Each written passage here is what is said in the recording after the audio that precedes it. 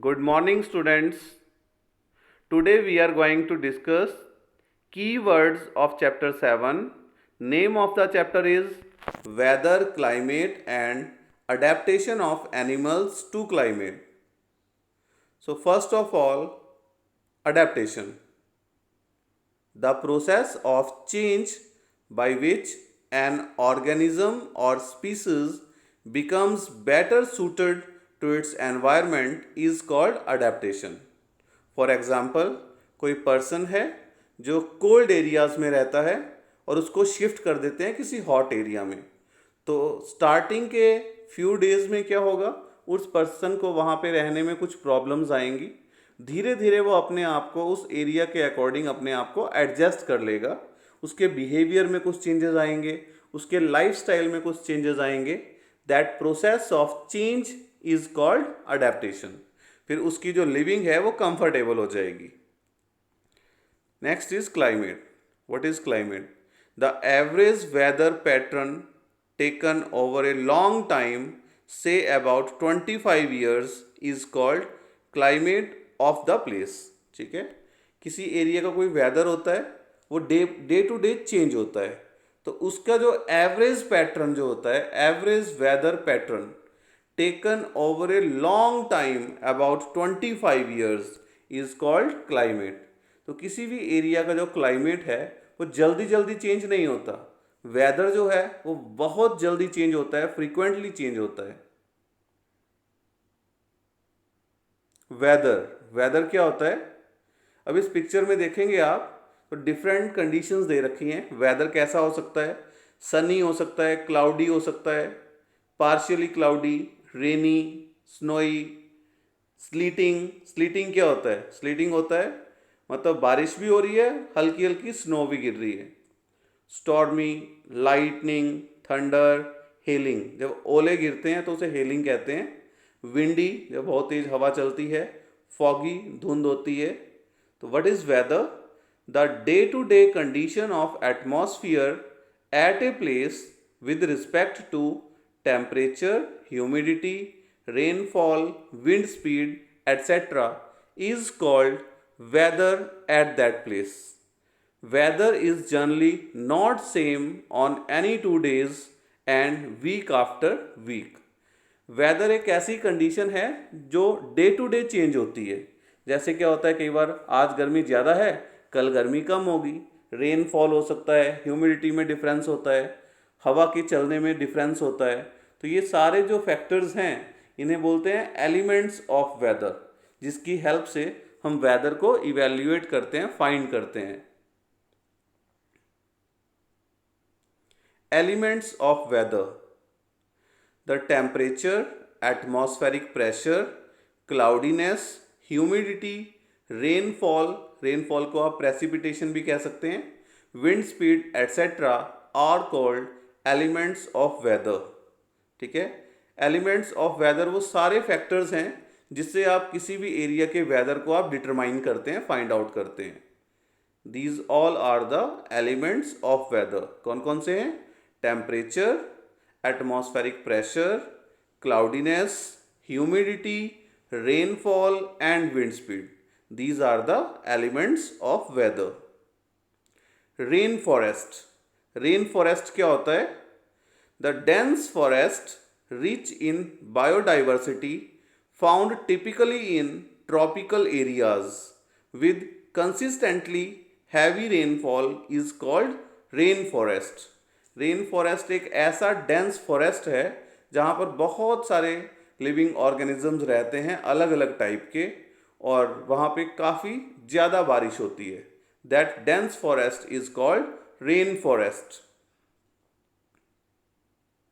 Rain gauge. Rain gauge क्या होता है? Rainfall is measured by an instrument called the rain gauge. Rain gauge एक instrument है जिससे आप रेनफॉल मेजर करते हैं। ये जो पिक्चर है आपके सामने, ये रेन गेज की पिक्चर है। तो इसको केयरफुली देखेंगे आप तो ये एक सिलेंड्रिकल वेसल है जिसके अंदर एक मेजरिंग ट्यूब है और ऊपर एक कॉनिकल फनल रखी हुई है। एक फनल है ऊपर टॉप पे।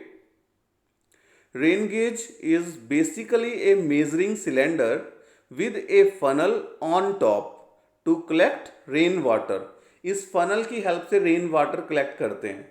तो इस आप रेन गेज को किसी भी ओपन एरिया में प्लेस कर देते हैं, तो जब बारिश होती है तो पानी इस फनल की हेल्प से नीचे मेजरिंग सिलेंडर में चला जाता है और उसकी हाइट को मेज़र करके हम बताते हैं कि कितने मिलीमीटर बारिश हुई है। ठीक है, तो ये दोनों पिक्चर्स जो हैं वो रेन गेज की हैं। टॉप के ऊपर फनल है और नीचे मेजरिंग सिलेंडर है। This is the rain gauge. It is an instrument by which we measure the rainfall of any particular area. इसको हम किसी भी ओपन प्लेस में हम इसको रख देते हैं। Next is humidity. ह्यूमिडिटी क्या होती है? The amount of water vapour present in air is called humidity. Air में कितने वाटर वेपर्स प्रेजेंट है, क्या उसकी परसेंटेज है, that is called humidity. Amount of water vapours present in atmosphere, present in air is called humidity. Hygrometer. Hygrometer क्या होता है? ये जो डिवाइस आपको दिख रहा है ये हाइग्रोमीटर है। ये सामने आपको एक डायल सा दिख रहा है जिसके अंदर ये नंबर्स लिखे हुए हैं 0, 10, 20, 30, 40, 50, 60, 70, 80, 90, 100 परसेंटेज लिखी हुई है। साथ में ये लिखा हुआ हाइग्रोमीटर सेंटर में। तो hygrometer is an instrument to measure relative humidity. किसी भी एरिया में ह्यूमिडिटी कितनी है उसको हम परसेंटेज में मेजर करते हैं। ठीक है, तो जिस इंस्ट्रूमेंट का हम यूज करते हैं that instrument is called hygrometer. It is an instrument used to measure relative humidity. Next, tropical rain forests. Tropical rain forests क्या होते हैं? A rain forest with high rate of precipitation और heavy rainfall throughout the year and high humidity usually located near the equator is called tropical rainforest। Rain forest वो dense forest है जहाँ पर बहुत ज़्यादा बारिश होती है, बहुत हाई ह्यूमिडिटी होती है और जो अर्थ है, अर्थ के इक्वेटर के आसपास का एरिया उसे बोलते हैं ट्रॉपिकल रेन फॉरेस्ट। ठीक है, इस डायग्राम को देखेंगे तो बहुत डेंस फॉरेस्ट है ये, बीच में पानी भी दिख रहा है आपको। दोनों डायग्राम्स जो हैं, दोनों पिक्चर्स जो हैं, ये ट्रॉपिकल रेन फॉरेस्ट की पिक्चर हैं। यहाँ बहुत सारे जंगली जानवर रहते हैं, एनिमल्स, बर्ड्स, और पानी भी होता है, खूब बारिश होती है और खूब सारे प्लांट्स होते हैं। ठीक है, these forests are called tropical rain forests. Tropical word means the places near the equator of earth. Earth के इक्वेटर का आसपास का स्पेस जहाँ खूब सारे जंगल होते हैं और खूब बारिश होती है, those are called tropical rain forests. Tropical regions और ट्रॉपिक्स। ये ट्रॉपिकल रीजन्स क्या होते हैं, ट्रॉपिक्स क्या होते हैं? The tropical regions are the regions of earth near equator. Earth के इक्वेटर के आसपास का स्पेस, ठीक है, उसे बोलते हैं ट्रॉपिकल रीजन्स। इस पिक्चर में देखेंगे आप, बिल्कुल सेंटर में जो व्हाइट लाइन दिख रही है दैट इज इक्वेटर। उस इक्वेटर के ऊपर भी ट्रॉपिक्स लिखा हुआ है और नीचे का जो खाली एरिया है वो भी ट्रॉपिक्स है। ठीक है, इक्वेटर के आसपास का स्पेस उसे बोलते हैं ट्रॉपिकल रीजन्स और tropics. Tropical specifically means places near equator. Tropical का मतलब है those places which lie near equator of earth are called tropical। These regions are generally hot and get plenty of rainfall। ये ज़्यादातर गर्म होते हैं और यहाँ खूब बारिश होती है। Regions of earth between the latitudes 23 degree 27 minutes north and 23 degree 27 minute south are tropical regions. तो बेटा ये एंगल्स हैं, इक्वेटर पे ये एंगल 0 होता है, जैसे जैसे आप इक्वेटर से दूर जाते हैं तो ये एंगल इंक्रीज होता चला जाता है और पोल्स के ऊपर ये एंगल 90 होता है। ठीक है, तो 0 से लेकर 23 degree 27 minutes north and 23 degree 27 minute south जो एरिया है, that total area is called tropical region. Polar regions, इन्हें फ्रिजिड जोन्स भी कहते हैं, पोलर रीजन्स और फ्रिजिड जोन्स। ये डायग्राम में देखेंगे, बिल्कुल सेंटर में जो इक्वेटर है उसके ऊपर और नीचे ट्रॉपिक्स हैं, और बिल्कुल एंड पे, बिल्कुल टॉप पे एंड बिल्कुल बॉटम पे ये लिखा हुआ है पोलर रीजन। ठीक है, the regions of earth that surround its geographical poles lying within the polar circles. बिल्कुल क्योंकि अर्थ जो है बेटा स्फेरिकल इन शेप है, तो जो बिल्कुल टॉप पे आपको व्हाइट लाइन दिख रही है, एक्चुअल में ये कंप्लीट सर्कल होगा, ये बिल्कुल पीछे तक कंप्लीट है। तो ये ऊपर का सर्कल और नीचे का सर्कल, ठीक है, इसके बीच में जो ये एरिया आ रहा है total region, that is called polar regions और frigid zones. Okay, the regions of earth that surround its geographical poles lying within the polar circles. ये एरोज लगे हुए हैं, पोलर रीजन्स कहां पे है, ठीक है। इस डायग्राम को देखेंगे तो बिल्कुल सेंटर में जो ये सर्कल सा बना हुआ है, लिखा हुआ है डॉट है, बिल्कुल नॉर्थ पोल है, ये ब्लैक एरो लगा हुआ है, फिर एक छोटा सर्कल है, आर्कटिक ओशियन लिखा हुआ है, फिर एक बड़ा सर्कल है, आर्कटिक सर्कल लिखा हुआ है, ठीक है। इसी के ऊपर ये कंट्रीज है, अलास्का है, फिर आगे कनाडा है, फिर ग्रीनलैंड है, ये रशिया, नॉर्वे, ये सारे कंट्रीज के आसपास हैं।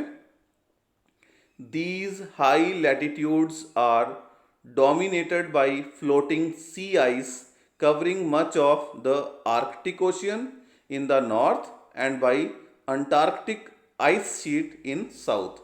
ऊपर है आर्कटिक ओशियन है नॉर्थ पोल पे, और अंटार्कटिक आइस शीट है साउथ पोल में, ठीक है। These are the polar regions actually, ठीक है। एक बिल्कुल टॉप पे है और एक बिल्कुल बॉटम में है। टॉप पे ये नॉर्थ पोल है और नीचे बिल्कुल इसके अपोजिट साउथ पोल है। नॉर्थ पोल में क्या है, आर्कटिक ओशियन, और साउथ पोल में क्या है, अंटार्कटिक ओशियन। एरो लगा हुआ है, आर्कटिक ओशियन कहाँ है, बिल्कुल टॉप पे नॉर्थ पोल के आसपास का जो रीजन है। Maximum and minimum temperature. Maximum means बहुत ज़्यादा टेम्परेचर, दिन में सबसे ज़्यादा टेम्परेचर कब होता है, आफ्टरनून में, और मिनिमम टेम्परेचर कब होता है, अर्ली मॉर्निंग में। तो ये बात हो रही है 24 आवर्स की, कंप्लीट 24 आवर्स में सबसे ज़्यादा टेम्परेचर कब होता है, दैट इज मैक्सिमम टेम्परेचर, और सबसे कम टेम्परेचर कब होता है, दैट इज मिनिमम टेम्परेचर, ठीक है। The maximum temperature of the day occurs generally in the afternoon while minimum temperature occurs in the early morning। Migration, migration क्या होता है, एक जगह से दूसरी जगह जाना। The movement of animals from one region to another region is called migration. जैसे क्या होता है बेटा, कुछ एरियाज ऐसे होते हैं जहाँ बहुत ज़्यादा ठंड होती है, तो बिल्कुल पीक सर्दियों में क्या होता है, वहाँ के जो जितने भी एनिमल्स हैं, बर्ड्स हैं, एनिमल्स हैं, इवन ह्यूमन बींग्स हैं, वो वहाँ से मूव कर जाते हैं, दूसरे एरियाज में चले जाते हैं, दूसरे रीजन्स में चले जाते हैं जहाँ पे रहना आसान होता है, ठीक है।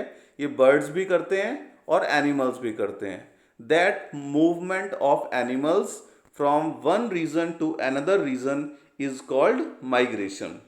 Okay, thank you, have a nice day.